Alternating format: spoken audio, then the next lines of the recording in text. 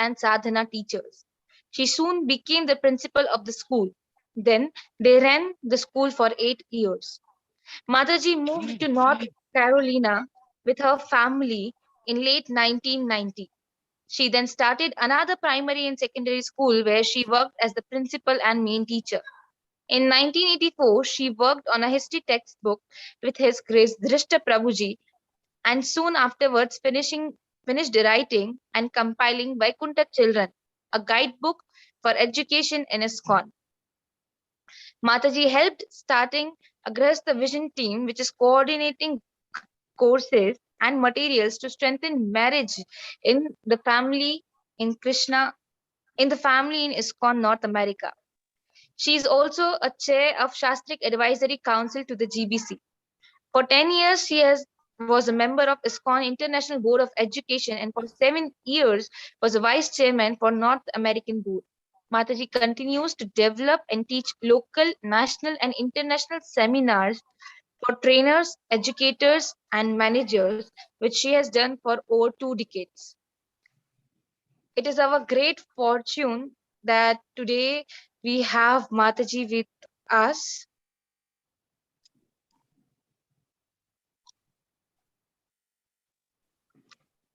Hare Krishna Mataji, Dandavat Pranam. Dandavat Pranam. What is the timing? Brajavallavi Mataji can tell that. Brajavallavi Mataji? Yes, Mataji, we could have a 45 minutes talk and followed by question and answers. It can extend a little. We can be flexible on the time. Okay. I'm moderately flexible. Namo Om Vishnu Padaya Krishna Prastaya Bhutale Srimati Bhaktivedanta Swami Niti Namane Namaste Sarasvati Deve Gauravani Pacharni Nivasesa Nivadi Bhaskachati Satari Panchakalpati Pastaki Pasandavi Patapati Tanam Pavane Vyo Vaishnavi Namo. So as part of my doctoral courses, I did some research, qualitative research, as to what is it that has our children enlivened in Krishna consciousness as adults. So I looked at the writings of many children or many adults who had been children in the Hare Krishna movement. I interviewed a lot of the former children of the Hare Krishna movement. And I came up with then research which was borne out in the academic communities in general as to what are the factors that are involved with children taking up the culture and practices of their parents. Now, I want us to keep in mind that our children are free-willed, independent entities. And to what extent they take up spiritual life, how they take up spiritual life, when they take up spiritual life, is always going to be up to them. And there's nothing, people ask me, how can I make my children devotees? Well, you can never do anything to make anybody do anything. That's not, a force is not possible. We all have free will. So that's a very important thing to keep in mind. And also, these are general suggestions. Obviously, individuals have some variance. Another thing to keep in mind is that there are many factors that influence our children besides ourselves. And so there's no way that just the parents or just the teachers are going to be able to be the only influence in the lives of children. So keeping those caveats in mind, we're going to look at four key things, which, if done, are very likely to have it so your children will have a lifetime of association with Krishna consciousness. And these four keys are so powerful that any one of them certainly can have that effect, even in the absence of the others. Now, what's very interesting is that when I was very young and had my first child, when I was 19, if you had asked me what would be the most important things to keep your child active and enthused in Krishna consciousness in their life, I probably wouldn't have answered with quite these answers. I would have said example and habit. And we're not going to look at example and habit, although those two things are certainly very important, because example and habit, in the absence of the four things that we're going to look at, will not be very effective. So I'd like to start off by asking everyone to please think about, what is it that induced you, that caused you, that inspired you to be the kind of person that you have today? What from your childhood and adolescence inspired you to have the values, the culture, and the practices that you have today? And try to be specific as you can. So if you could write that in the chat, please. If everybody could please write in the chat, everybody, like everyone to write at least one thing in the chat. What is it from your childhood and adolescence that induced you, caused you, inspired you to have the values, culture, and behavior that you have today?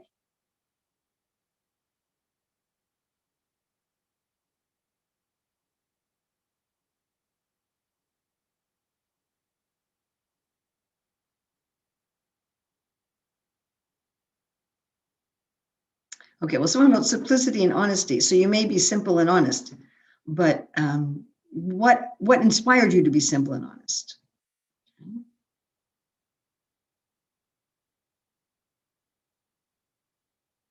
Okay, when you say the atmosphere, please be a lot more specific. What specifically in the atmosphere?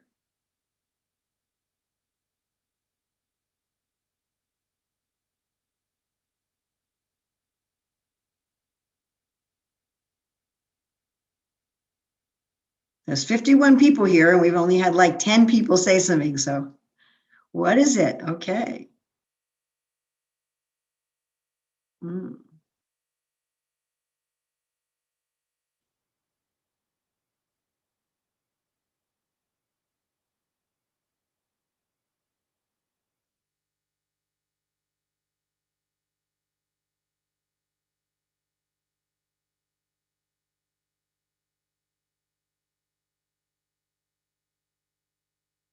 Okay, I would really like to hear from everybody.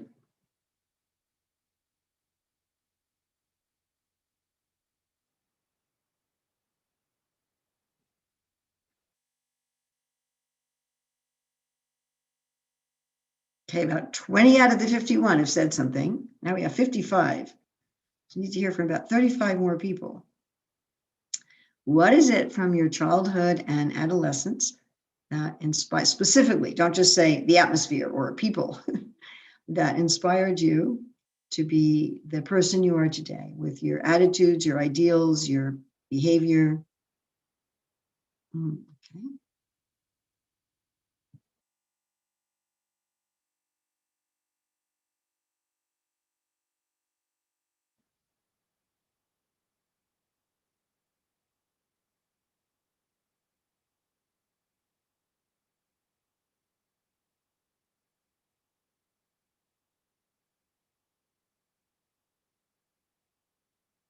Oh, that's interesting. Okay.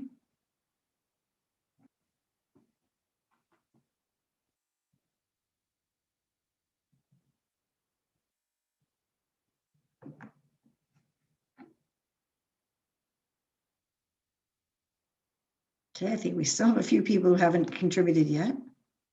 All right.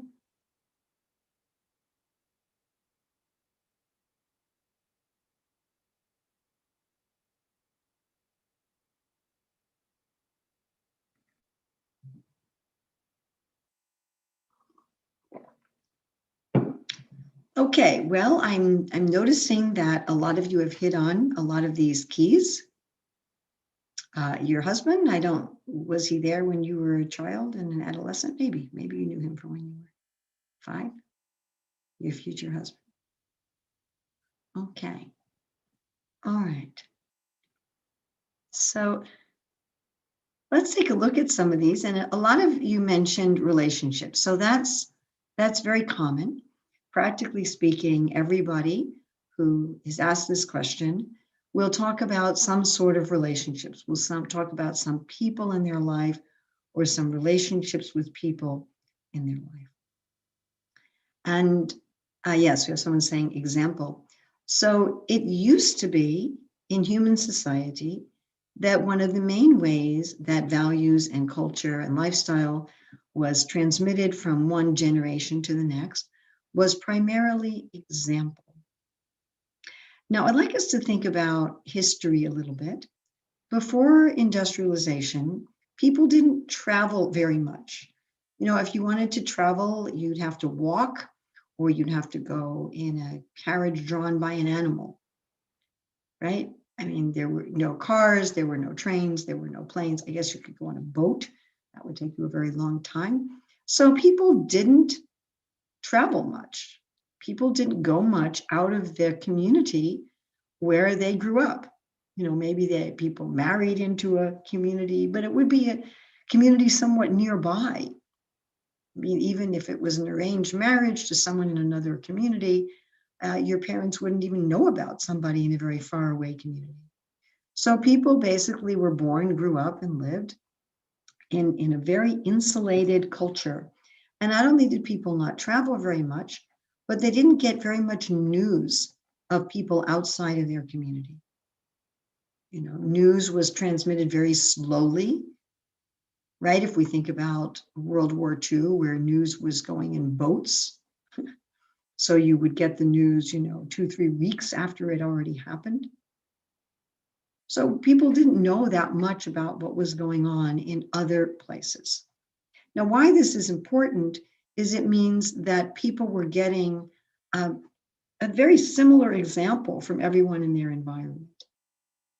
Also, people lived in smaller human groupings, and there was much more control over how people behaved. So children growing up were likely to see fairly consistent examples of behavior. In other words, how your parents behaved was probably how your uncles and aunties and grandparents and your friends in your village, in your community, in your town, pretty much everyone in your environment, maybe with some few exceptions, were behaving in pretty much the same way. And people didn't know about other types of behavior. They just didn't even know that it existed because they didn't travel much and they didn't have news of other places much. And so therefore it was pretty simple. I mean, children are naturally imitative. That's how we learn language and so many things. And children would imitate the behavior of those around them. And that would be it. And that was one of the main ways that culture, religion, values, character was transmitted from one generation to another. Well, from what I've said, I think it's very obvious to everybody immediately that those circumstances have changed so completely that they basically don't exist at all. People travel widely, obviously not within the last year and a half, but people travel very widely, and anybody can travel mentally. Anybody can go, you know, online and immediately be in touch with all different kinds of culture and behavior all over the world, a lot of which is going to be contrary to the way we would like our children to be raised. And therefore, the children are being bombarded from a very young age with lots and lots and lots of different examples. So the examples of the family are not necessarily going to predominate. It's just not the case. You know, and I know of many instances of devotee kids who've been exposed to all kinds of pretty awful things, you know, through the media or through school or just in their daily life, you know, going to the store or whatever.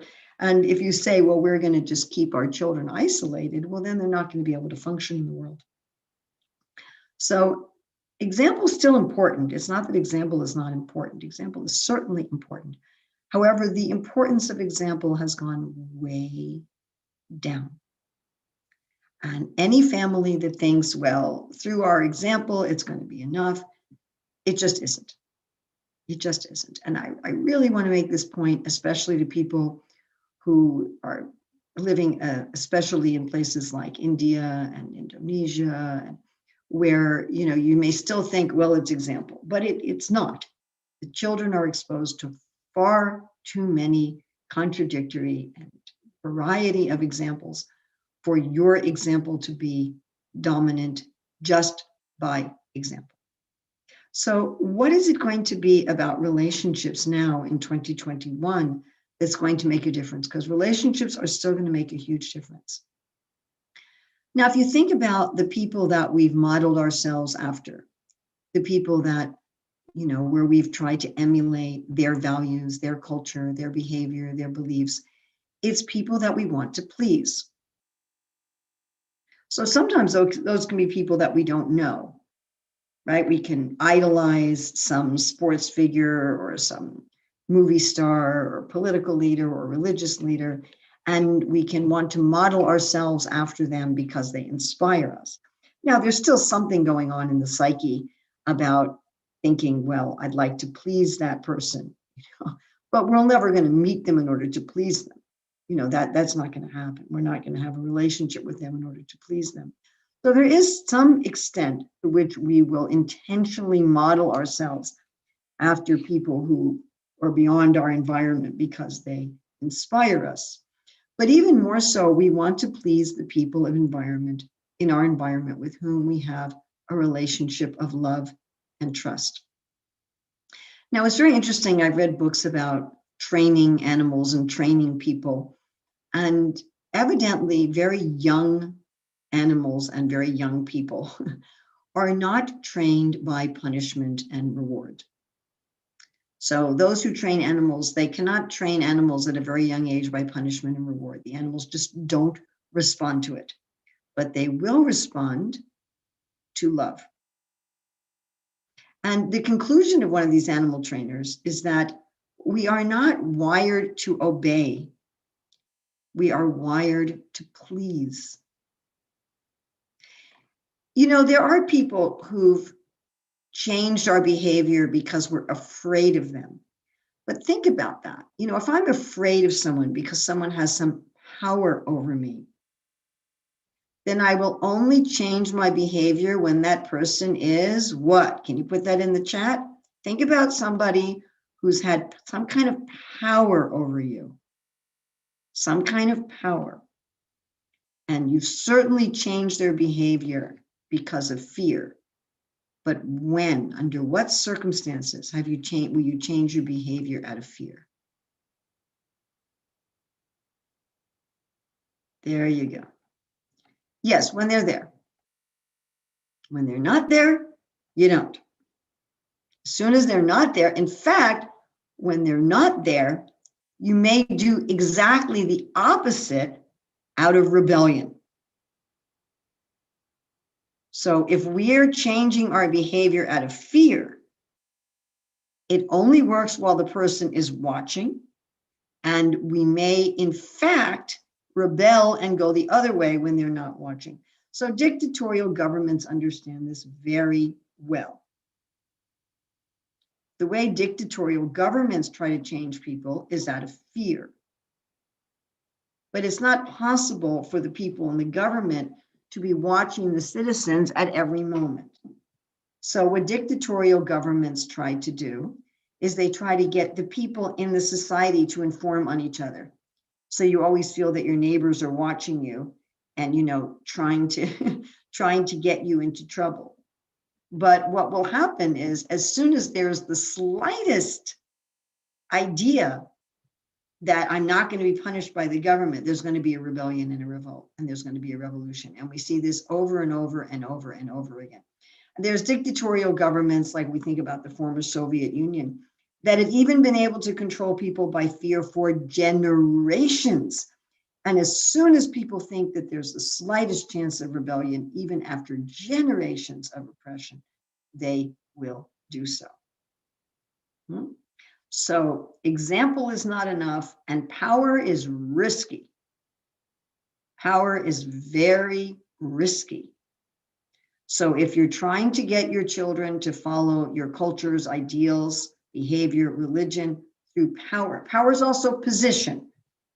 You have to obey me because I am your mother, because I am your father. That is a power position.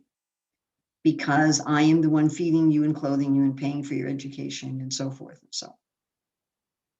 And what you're likely to get then is, as soon as the person's out of your authority, they will rebel. Now, it's reasonable if you have an adult child in your house that you say, you have to follow my rules while you're in my house because I'm the one maintaining you. But that's not likely to be changing someone's character at that point. That's a practical arrangement. So who do we try to please even when they're not around? People we love and people we trust. We may still be trying to please people who've passed away from this earth. I'm still trying to please Srila Prabhupada. I'm still trying to please my father. And neither of them are physically here to check up on me. Why? Because there was love and trust. Now, Srila Prabhupada talks about this in a letter to Upendra in 1970. He said, our society is like one big family and should be based on love and trust. Now, it's important that we talk about both love and trust. Because you might be convinced that I love you, but if you don't think I know what I'm talking about and you don't trust that I know what I'm talking about, then I may mislead you out of good intentions. And if you trust my expertise, but you don't trust my love, I may mislead you because I want to exploit you. So we have to have trust in people that they actually know what they're talking about, that they're actually expert in what they're doing. And then we have to love them because loving them makes us want to please somebody. It's one of the main components. Well, someone asked about respect. Respect's a funny thing. I can respect somebody out of fear. I can respect somebody out of social convention. So, why am I respecting someone? If I'm respecting someone because I trust them, I trust their expertise, and I trust their intentions, and I trust that they care about me. All of us human beings are willing to hear difficult things from people that we love and trust. And we're willing to mold ourselves to please people that we love and trust. We all do that. It's part of our very nature. It's part of our nature as a spiritual being that we want to mold ourselves to please those we love and trust. So we have a quote here from Srila Prabhupada I'm going to look at. Therefore, brahmacharya means living under the direction of Guru Hitvam. And Guru Hitvam, how he can be simply thinking of benefiting the spiritual master. Unless that position comes, nobody can serve Guru. It is not an artificial thing. The brahmachari, the disciple, must have genuine love for Guru. Then he can be under his control. Otherwise, why should one be under the control of another person? So this is the first key, a relationship of love and trust. And if we think about this, then we'll see. Someone wrote, sometimes when offending a person is itself more trouble, I change my behavior. Yeah, but that may be, again, fear. If we're going to change our behavior on a permanent, deep level, it's not going to be based on fear.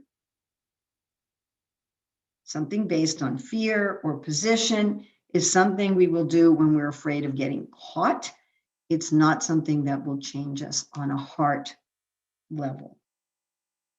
So if we can think about the people with whom we've had a relationship of love and trust and how we've molded ourselves around them. So in this regard, I always like to talk about my father. When I got the Gayatri mantras from Srila Prabhupada, my father became a life member of the International Society for Krishna Consciousness. He handed Srila Prabhupada directly the check. And Srila Prabhupada said, good father, good daughter. And my relationship with my father was very sweet.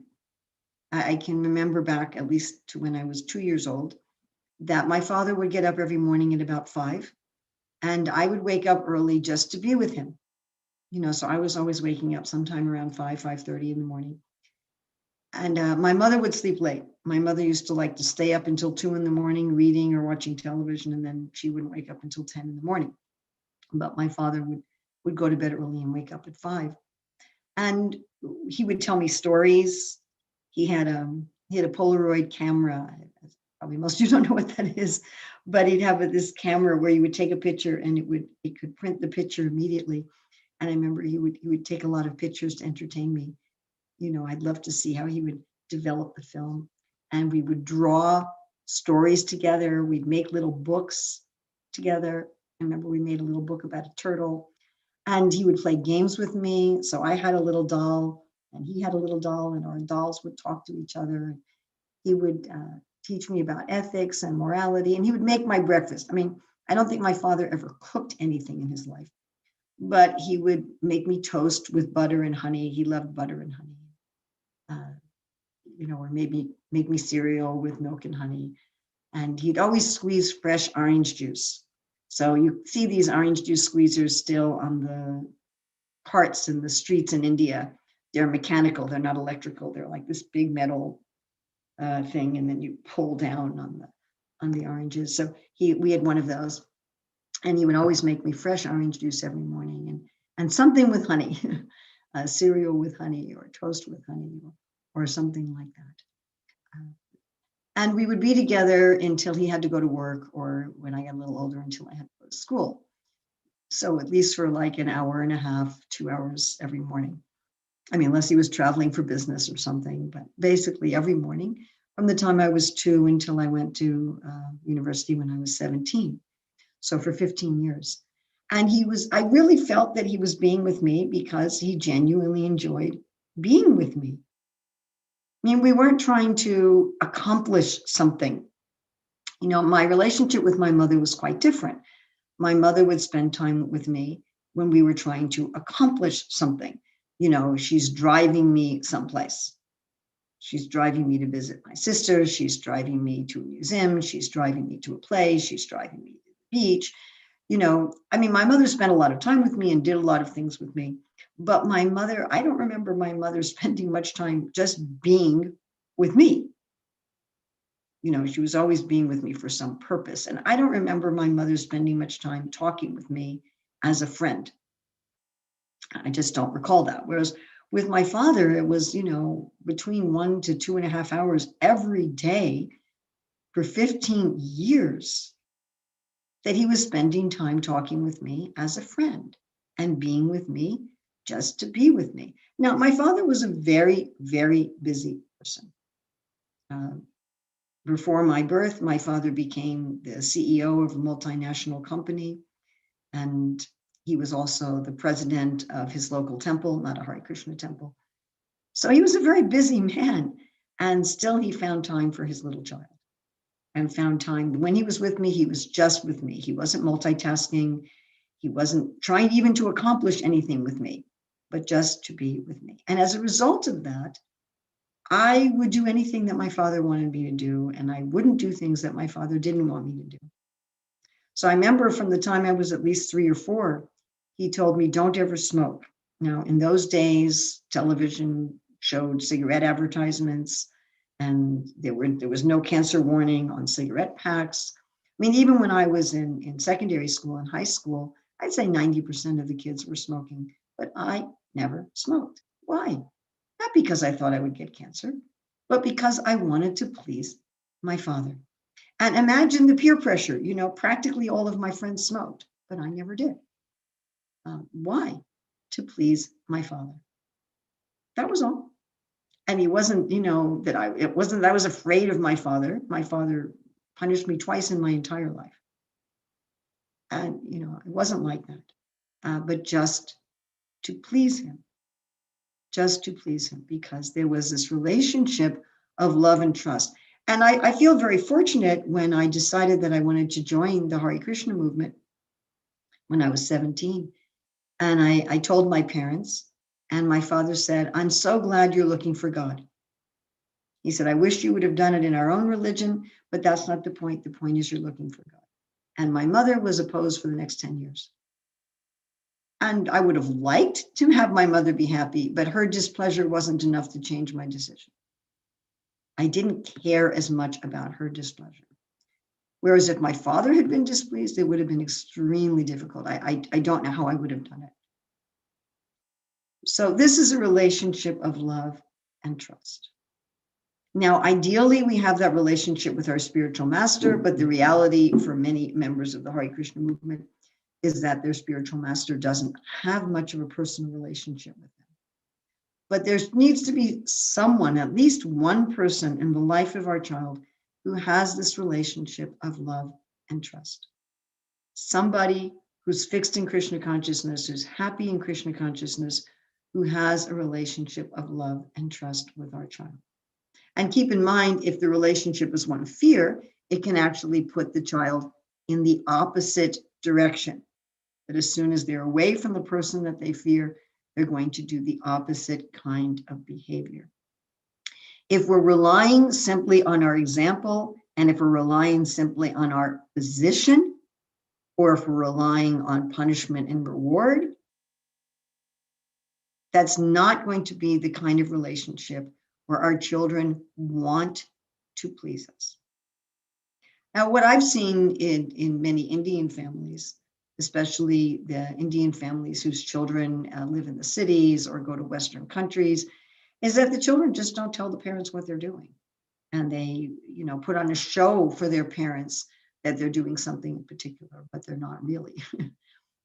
And this is, of course, very common, that adult children will act a certain way just so their parents won't harass them, but it's not really who they are. All right, so another thing that many of you mentioned was books and stories. Books and stories. And of course, nowadays, this would include not just books, video, right?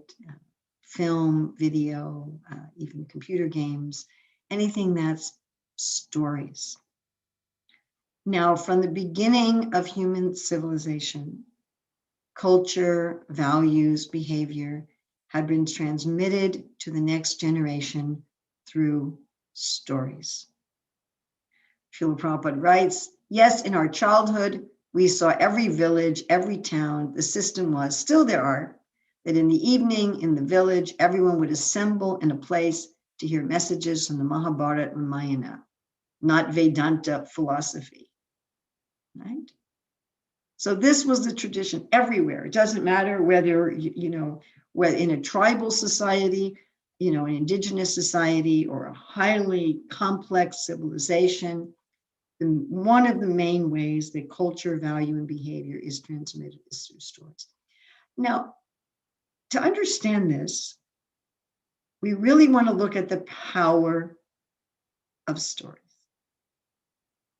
So let's say I wanted to instruct all of you by direct instruction. So I'm going to just see how many of you have your video on. Practically nobody. All right, it's kind of hard to do this just talking to a bunch of black rectangles. So if you're really here and you didn't just fake come to the class and go someplace else, if you're actually here, could you please turn on your video? All right, because we're going to do a little experiment here. Thank you. Okay. So I don't want you to use the raised hand feature. I want you to physically raise your hand.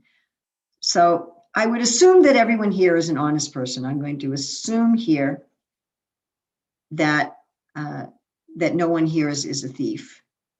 If you are, you can't steal my stuff because we're on video, so I'm good. But I'm going to assume that all of you are honest. But I'd like to ask, how many of you are absolutely perfectly honest all the time? Anybody want to raise their hand? Let's see. Anybody who's going to say they're perfectly, absolutely honest all the time.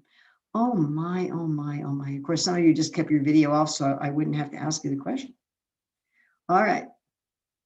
So let's say that I'm just going to give you direct instruction. Hey, you should be honest. What is this thing about dishonest? When's the last time you were dishonest? That's a terrible thing. That's awful. You should be an honest person. So how do you feel about that? Is that going to help you to be honest? No, I don't think so. But suppose I tell you a story. And I say, there was this little boy, and he was in charge of taking care of the sheep. So he used to go all day to the pasturing ground, and he would take care of the sheep. Taking care of the sheep is really boring. I mean, if you want to fall asleep, you think about sheep. So he'd be like, there's one sheep, there's two sheep, there's two sheep. She was really bored. And one day he decided he was going to have some fun. And he thought, suppose I pretend there's a wolf. That might be fun. Might be interesting. So he runs into the town. There's a wolf, there's a wolf, there's a wolf. So people get all worried, their sheep are going to be killed. And they come with their weapons and they run to the pasture and they're looking and we don't see any footprint. We don't see any stool from the wolf. Are you sure there was a wolf? Oh, yeah, there was a wolf over there. There was a wolf over there. Well, he must have run away. And the boy thought, well, that was fun. So some time goes by and the boy's watching the sheep and the boy's watching the sheep and the boy's watching the sheep and he's watching. Oh, the sheep.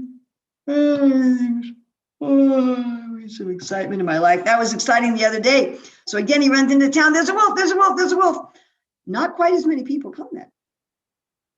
They don't come as fast. But they do come and they bring their weapons and they look around and they look a lot more thoroughly this time. And they still don't see any paw prints and they don't see any stool and they just like, I don't know. Oh, really? There was a wolf. There was a wolf. They go back to the town. Some time goes by. And the boy says, I need some excitement in my life. And again, he runs into the town. There's a wolf. There's a wolf. Now only a few people come and they really take their time to come. They do bring their weapons and they look much more thoroughly. They spend about an hour looking. They don't find any signs of the wolf. They go back to the village. And then you all know what happens, right? A few days later, an actual wolf comes, and the guy goes into town and he says, there's a wolf, there's a wolf, there's really a wolf, there's really a wolf. And nobody comes. All right, how did you feel when I told you that story? That was quite different, right? Than when I was just yelling at you and pointing my finger at you. What happens when we hear stories? We relax. That's a story you all know also, but still. We like to hear stories, even a story we've heard before. And we relax. And we don't feel that we're being attacked. We don't defend ourselves. We don't put up all of our defenses when we're hearing a story. Well, it's not about us. It's about some boy watching sheep. Right? Telling a story bypasses the false ego. Direct instruction engages the false ego. Direct instruction, a person feels attacked when they're given direct instruction. They'll put up their defenses. They'll make excuses. They'll argue. You tell a story that everybody's just happy. And the brain waves change. The brain waves goes into alpha instead of beta. One becomes more suggestible. Now, there's something else very interesting that happens when we hear or read or watch a story. Now, we all have the experience that when we're hearing, reading, or watching a story, physiologically, we respond as if we're the ones in the story. Yes, everybody has this experience. The person in the story is in danger, and we're holding our breath, our heart's beating, we're sweating. And the person in the story gets out of danger and relax. Person in the story has some happy thing and we're happy. Something scary is happening in the story, we're scared. We're experiencing the story as if we're there. This is why those who train athletes don't always have the athletes go into the field and physically perform the athletic thing. They have them imagine it. If you want to practice your tennis swing, if you just mentally think about practicing your tennis swing, what happens is all the muscles involved react as if you were on the tennis court. This is a scientific fact. What we imagine, our body and mind rehearses. Fascinating, isn't it? we practice what we hear in a story. It becomes part of us.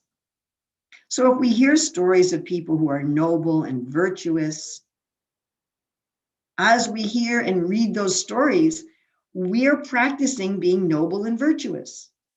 And if we hear and read and watch stories of people who are criminal and nasty and mean, we're practicing being criminal and nasty and mean.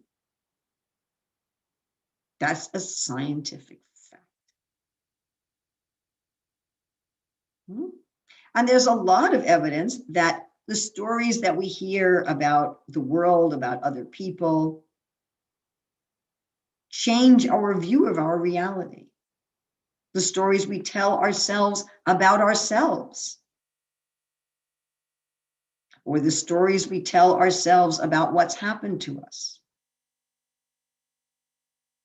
You know, we look at a fact, oh, the cashier, didn't ring up one of my purchases and gave me the wrong change and gave me the wrong receipt. That's a fact. And then we tell a story about it. Oh, the cashier doesn't like me. The cashier is mean to me. The cashier is trying to cheat me. And because of those stories, we change our own behavior. Or maybe the cashier is just having a hard day. Maybe they're feeling sick. Maybe I can help them out. We tell a different story, and that changes our behavior. So the stories we tell our children make them who they are. That means the stories we tell them about other people, fictional people, historical people, the stories we tell about our own lives, how we interpret our own lives, the stories we tell them about them. And of course, ultimately, hearing stories about Krishna has all those ways of being powerful and more. Because Krishna is absolute, and therefore stories about Krishna put us directly in touch with Krishna. Now, obviously, this way of creating values, character, behavior, ideals in a person can work positively or negatively. Our children are probably exposed to horrific stories of crime and of evil, where good doesn't triumph. Being exposed to stories of horror and evil where good triumphs is fine.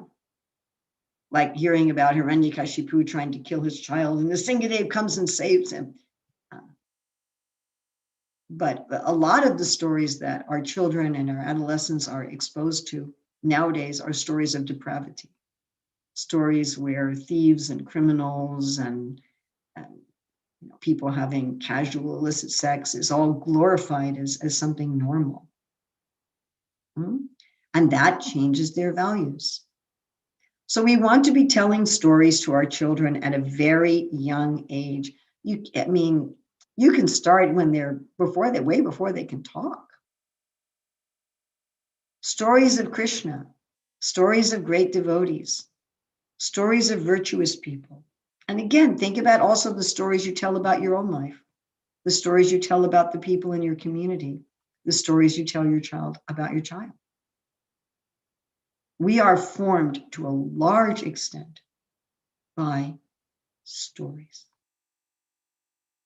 And when the stories are about Krishna and Krishna's devotees, what happens is not only is the child's character and ideals and behavior formed, but the children end up with a close relationship with Krishna. They really feel like they know Krishna because they do. And I always like to tell about how we used to have a lot of Gurukul kids who boarded at our house. And at one point, one of my granddaughters was about 3 years old, and also her parents and she were living in the house. And so the older Gurukul kids were playing hide and seek. And my 3-year-old granddaughter ran up to the deities in the house and said, Gornitai, where's Mukunda hiding? So the sense that Krishna is my friend, that I know him. And this is a glorious, glorious thing to give our children. And we give it to them primarily through absorption in stories. Then a number of you mentioned something else. You mentioned various events that you were part of or service that you were part of. So another main way that culture, values, ideas, and behavior is transmitted to the next generation is through meaningful service. Every human being, every normal human being, gets happiness from feeling that they're able to do something that's of value and of meaning, that what they do has some purpose. Now, there's two main components to this need of every human being. One is that we want what we do to be an expression of ourselves. Each of us is unique. We have unique fingerprints, we have unique DNA, and Srila Prabhupada says, Krishna has given everyone something extraordinary, some extraordinary talent, Prabhupada says. Now, some of us may have talents that are very rare, and some of us may have talents that are more commonly distributed. You know, some of us may be excellent cooks, but there's millions of excellent cooks in the world. Whereas some of us may be able to do incredible gymnastic feats that only, you know, a few hundred people in the world can do. But whether our talents are rare or more common, each of us has some extraordinary talent. And ultimately, our talents are unique. So even if there's 5,000 good cooks, each of them has some unique aspect to their talent. What we want to be, what we long to be, is to be able to be the greatest expression of ourselves. But if we're the greatest expression of ourselves simply for our own purposes, that's not very satisfying. We want to be the greatest expression of ourselves for a purpose of a greater whole. Now, ultimately, that's the perfection of a personalistic idea of spirituality. Isn't that true? Yes? Our Gaudiya Vaishnava understanding of perfection is I realize myself, I get self-realization, I realize my specific relationship with Krishna, and I use that specific relationship with Krishna in loving service. That is our definition of perfection. I fully realize who I am in relationship to devotional service to Krishna. Now that's true in terms of my eternal identity as a cowherd boy or a gopi or a peacock or whatever, but that's also true in terms of right now, my temporary false mental and bodily identity. What are my talents? What is my nature? What is my proclivity? What do I love to do and I'm good at? And that when I do it, I just lose all sense of space and time. I become fully absorbed in that. What is that expression of myself? And to do it to make others happy, to make Krishna happy. That experience of using an expression of myself for the good of others is one of the most satisfying experiences that anybody can have. And it's interesting, again, that's our definition of spiritual perfection. Being the ultimate expression of myself in loving service to the Lord. But even an atheist who's thinking that they're this body and this mind, if they're using their talents for the good of society, will feel very happy. And psychologists call this a state of flow. They'll enter into a state of flow, a kind of mock samadhi, where they lose all sense of space and time and become fully absorbed in what they do. So if this is so powerful even for atheists, what to speak of on the spiritual level? So one of the most powerful ways for our children to want to be in Krishna consciousness is to have this experience in Krishna consciousness. Now, we're very fortunate that Sri Chaitanya Mahaprabhu's movement is very broad. Srila Prabhupada says service to Krishna is not narrow or stereotyped. It's very broad. And because it's very broad, there's room for everyone's extraordinary talent to be used in the service of the Lord. As Prabhupada says again, Krishna has given everyone something extraordinary, and to serve Krishna with one's extraordinary talent means successful life. So we want to try to do this with our children from as young of an age as possible. Industrialization has done the opposite for children. Industrialization has had it so that children's only responsibility is to go to school, maybe have some hobbies, maybe have some sports, until they're like 22 to 25 years old. That we don't expect children in modern society to make any kind of meaningful contribution to the family or society until they're 22 or 25. This behavior goes so much counter to human and spiritual psychology. Little children love to be helpful. They regularly imitate the behavior of adults in order to be helpful. It's not too early to start when they're 3 or 4 to have them being helpful. And as much as possible to have them being helpful in something that they really like to do and they're really good at. Certainly by the time they're 14 at the latest, the children, adolescents should be offering meaningful service. Now, many times when we have the children do something in service, it's not very meaningful. Like you just have the kids color a bunch of pictures and then you put them up on your refrigerator. Or, we have some exhibition at a Sunday feast that here's the little art projects the kids made, but that's not very meaningful.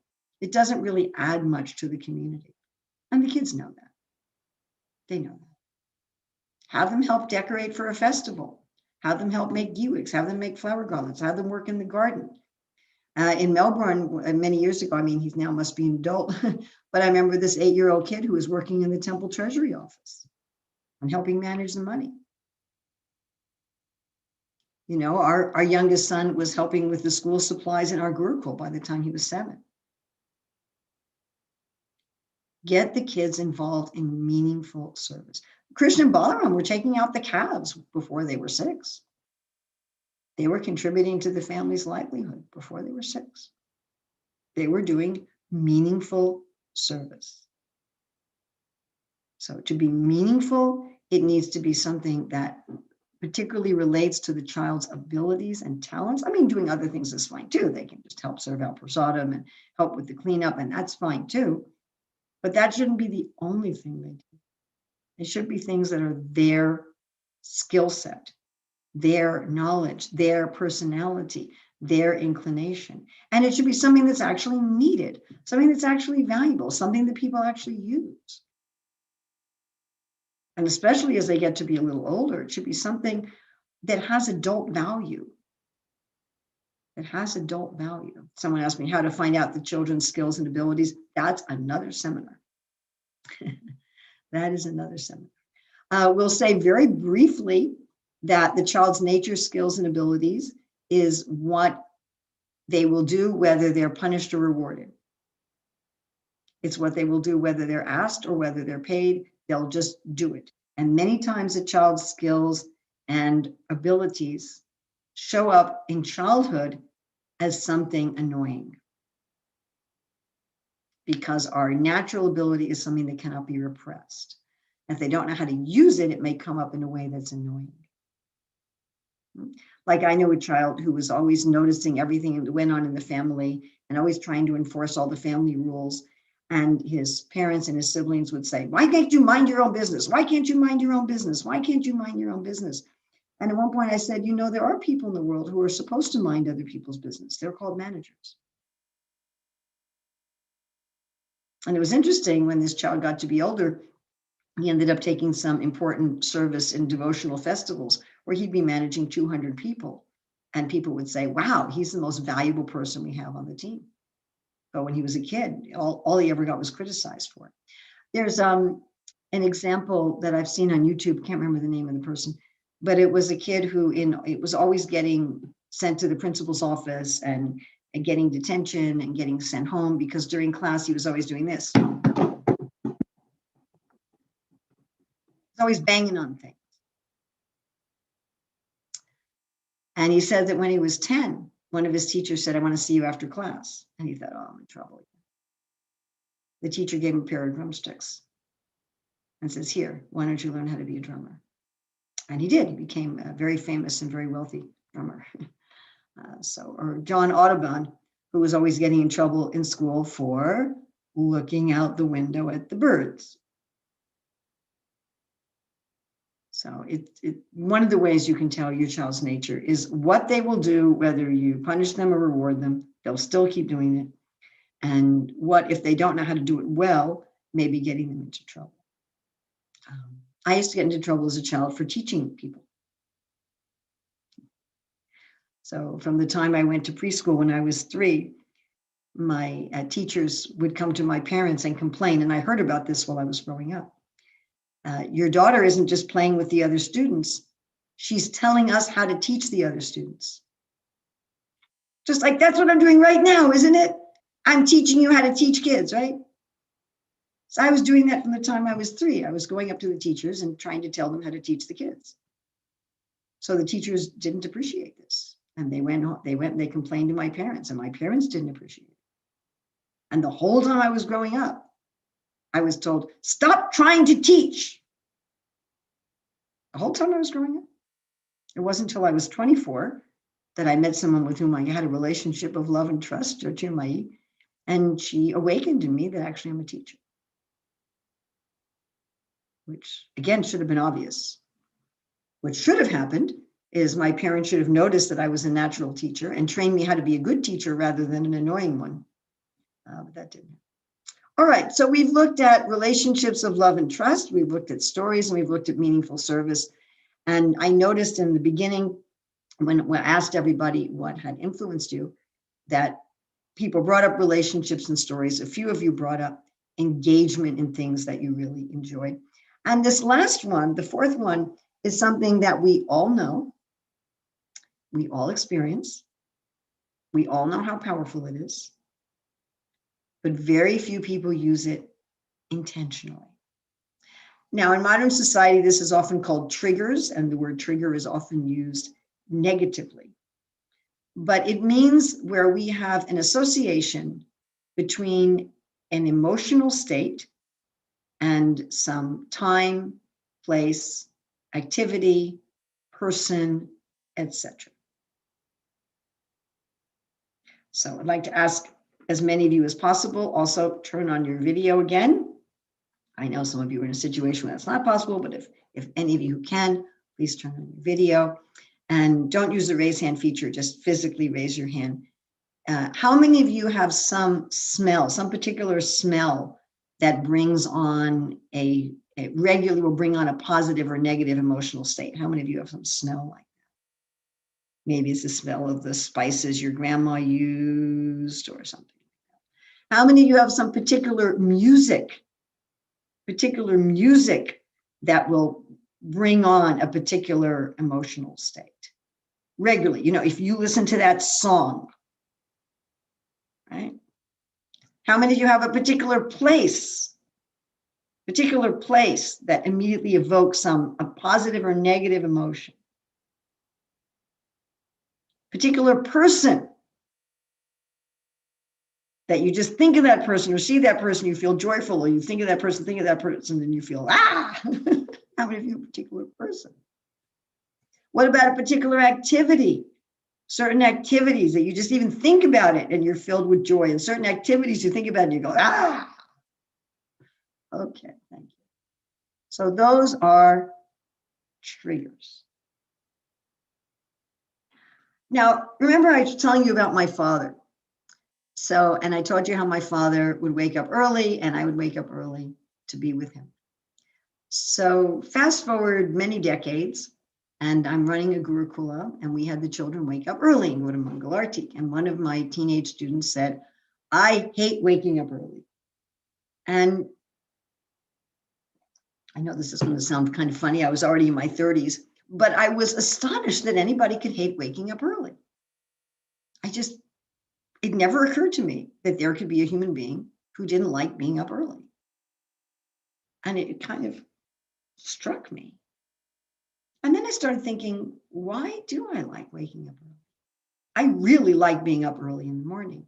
And I realized that I had an emotional association between being up early in the morning and being with my father. That on a psychological, even physiological platform, The early morning was a time of safety, of care, of love, of affection, of learning. I had this strong emotional connection. Another interesting story is when we were building our Gurukul here in North Carolina. So one ISKCON leader sent us a donation of $35,000 to build the school. And he sent that in the mail as a check in the mail.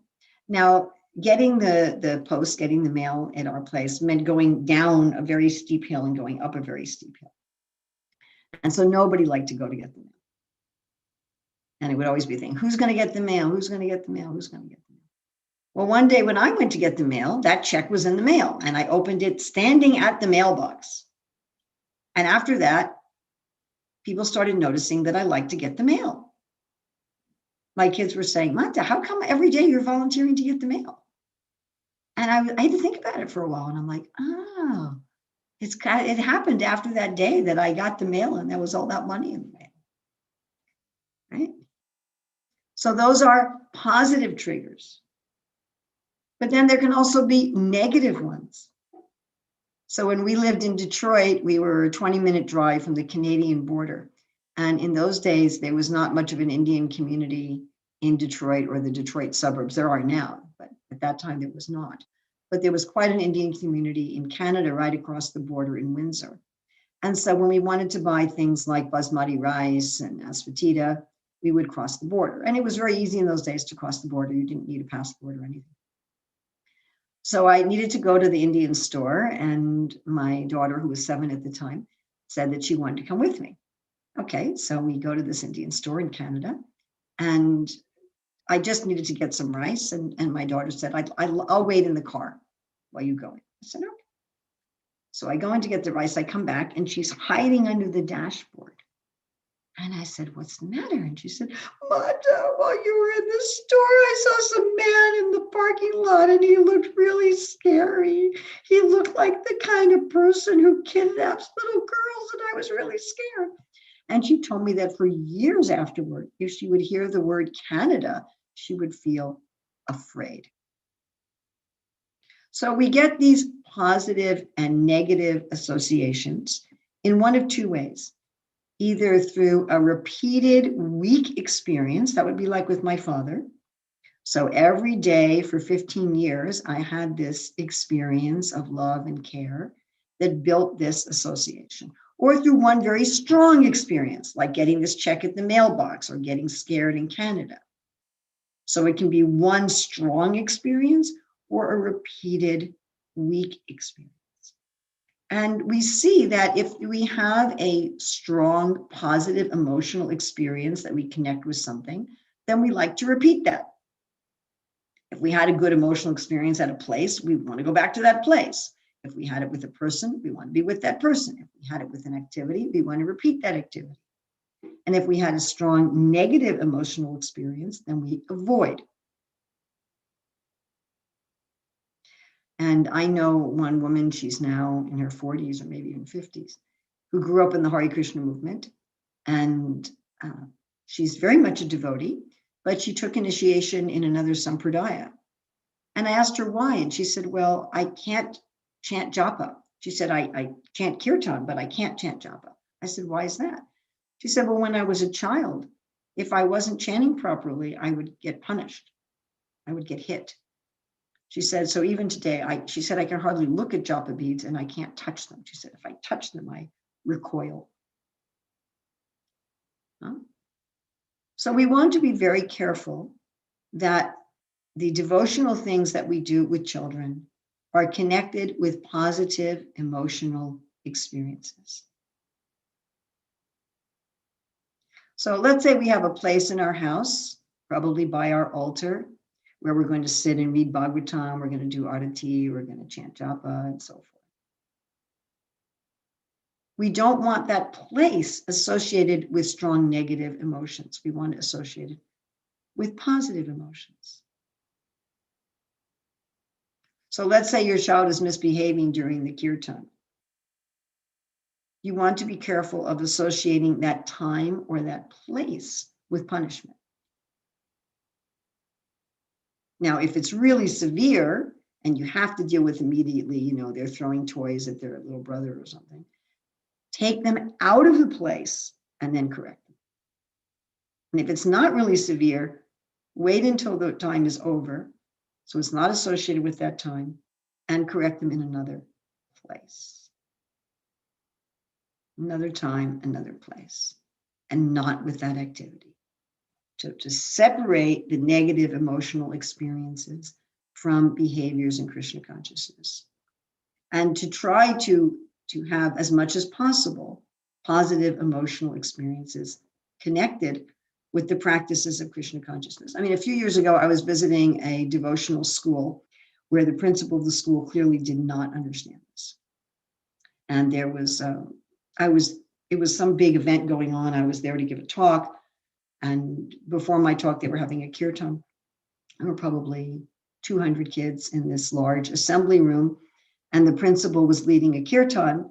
And I'm sure Krishna appreciated his devotion, but the principal couldn't sing. I mean, he had a really unattractive singing voice. And so his singing voice was very harsh. And then the microphones and the speakers were way too loud. And everything was distorted. So the sound of this person leading kirtan was actually painful. It was the way he was singing was painful, and the level and the kind of amplification was painful. And what he was doing was he was yelling at the children who weren't chanting.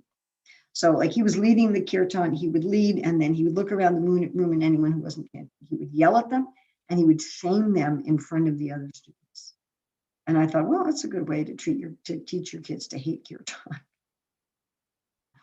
You know, and then on the other hand, we see leaders who, engage the kids in meaningful service, and while they're doing that, they praise them.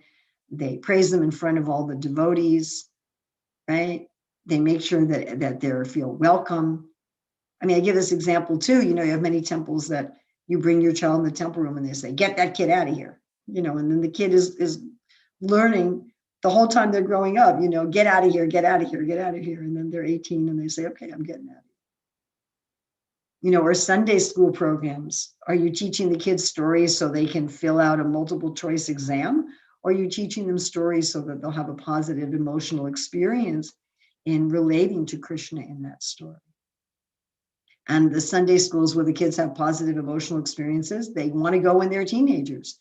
And the Sunday schools where the teachers are just yelling at the kids and just making them do the kind of exams they do in regular school, as soon as the kids are 12, they want to go.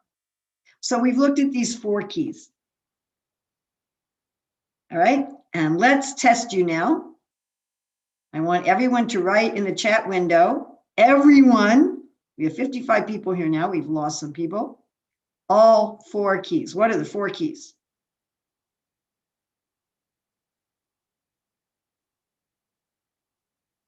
Everyone, let's see who can do it the fastest.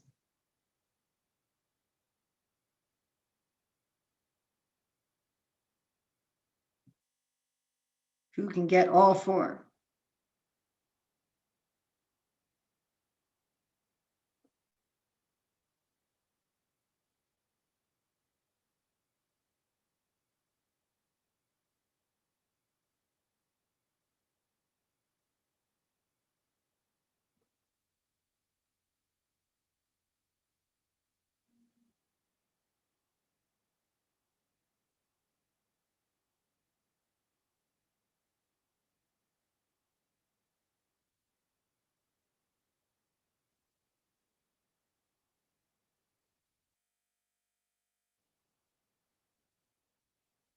Very good. Preta got all of them.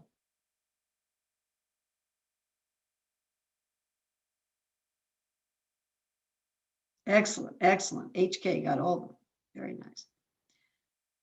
Relationships of love and trust. Let's everybody unmute yourself. Let's unmute. Everybody, unmute. Everybody, unmute, unmute. Everybody, unmute. Unmute. Everybody. Unmute. Can we unmute everybody? Everybody, unmute. I don't care how much noise is going on in your environment. Unmute. Unmute, yeah. All right, everybody.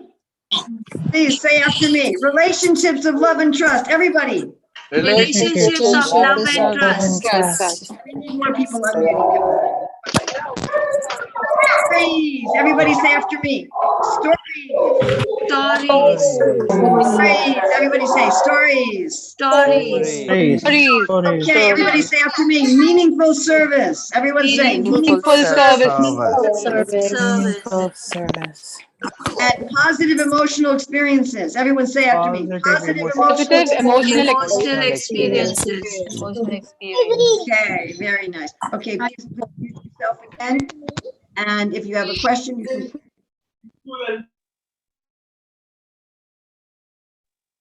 you can put your questions in the chat window. I can take questions for just a few. We're telling a child about certain consequences when they don't behave, fall under fear. For example, if you don't stop throwing things, you don't get to go to the playground. What about putting positively? If you'd like to go to the playground, can you please deal with your things nicely? If you'd like to go to the playground, can you please deal with your things nicely? I didn't say punishment should never be used, but don't associate punishment with Krishna conscious activities. And in general, punishment is not the best way of training children, but that's another seminar. Okay, Saradi Rasa. Yes, you have your hand raised. Saradi Rasa, you want to unmute?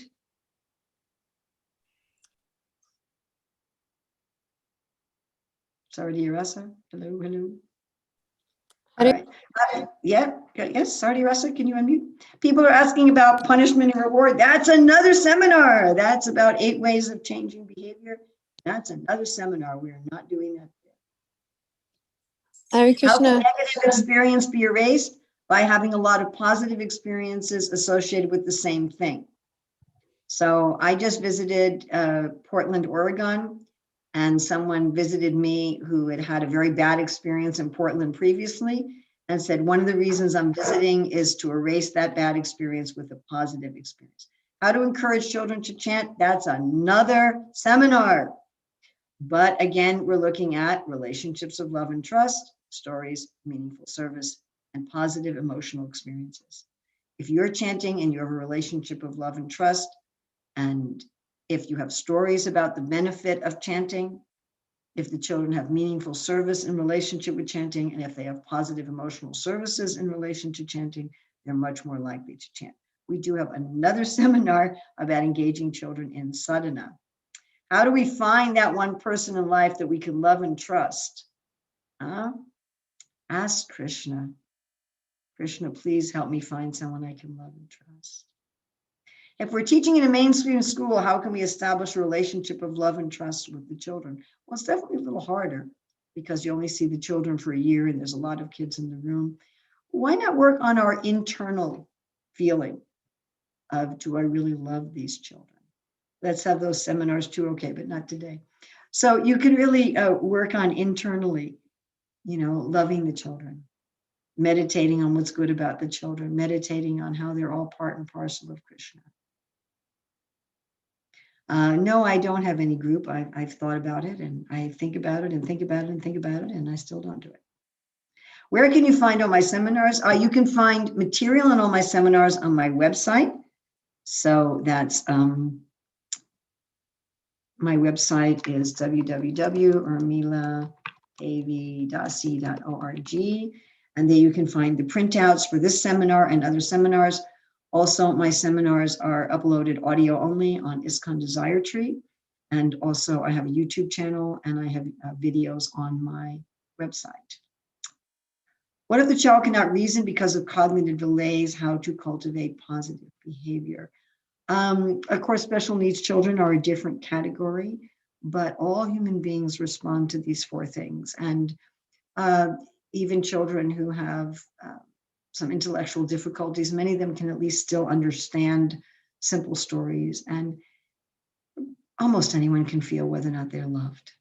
Almost anyone can feel whether or not they're loved. And almost anyone can feel whether or not there's positive emotional experiences in their life.